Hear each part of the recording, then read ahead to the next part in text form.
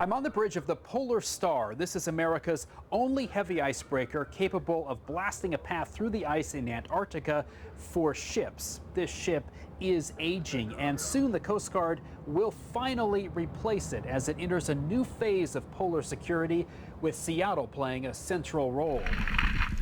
At the bottom of the world, the Polar Star works like a giant sledgehammer.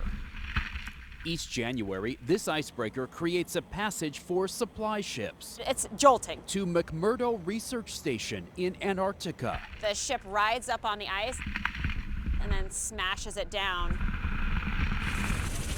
And it is an absolute vibration throughout the entire ship, going through 10 feet worth of ice. They all have to be self-loading. Lieutenant Commander Karen Kutkowitz is the Polar Star's operations officer. Coast Guard cutter Polar Star is 43 years old, built in 1976. The ship's age means Operation Deep Freeze often gets complicated. So we're heading down toward the engine rooms now? Yes, we are. Kutkowitz took me deep below deck and told me about the problems the crew encountered.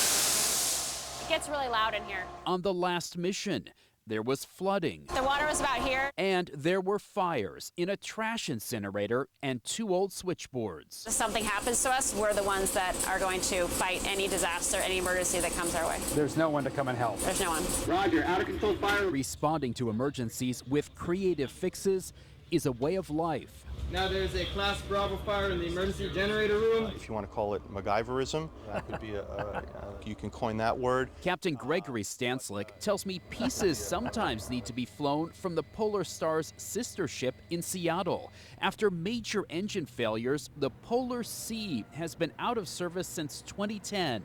It's now a floating parts bin. The majority of the systems on the ship were designed during the Apollo era in the 60s. The Polar Star is a heavy icebreaker. The country's only other operating icebreaker is the Healy, a medium icebreaker. It was commissioned in 1999 and mostly travels from Seattle to the Arctic Ocean. Ice up north is not as thick, and it's melting fast. The Arctic is opening up. The receding sea ice is creating an environment where there's water that there never used to be. Climate change means a new race to control the Arctic, its oil and gas resources, and its shipping routes. There's the Northeast Passage near Russia and the Northwest Passage by Canada and Alaska. By mid-century, ice could melt enough for a transpolar route right through the middle of the now frozen Arctic Ocean. It is now being forecast that there will be at least one season a year when there is no ice in the Arctic whatsoever. University of Washington lecturer Scott Montgomery says with more ships in the far north, the U.S. will need to patrol its waters off northern Alaska. Right now, when the Healy isn't there, U.S. Arctic waters are unmonitored. Which really is kind of stunning. Yeah, it is. And given everything that's happening in the Arctic, we're barely there. We're not there in any permanent way. Can't be with one ship. Other Arctic nations have multiple icebreakers. Russia has 46, but also has a more developed polar region. Years after studies recommended new American icebreakers, there is finally some action. In April, the Coast Guard and the Navy awarded a contract to a Mississippi shipyard for a new heavy icebreaker. It's due in 2024. We're working as quickly as we can, but it's a slow business. If the government exercises the option for 2 more ships, the 3 polar security cutters would cost $1.9 billion. A security cutter is not named that without reason. It could be a warship as well. Yes.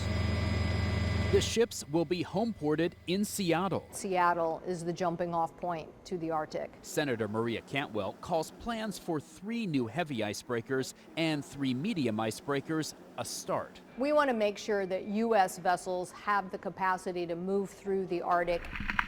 For now, America's mission at the top and bottom of the world relies on the Healy and the Polar Star.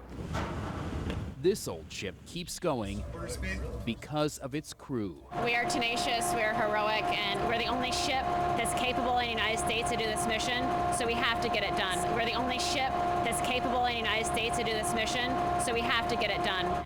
If a total of 6 new icebreakers are built and homeported here in Seattle, they won't all be in at the same time, but the Coast Guard will need more room at its dock. The Port of Seattle says this is part of its ongoing conversations with the Coast Guard.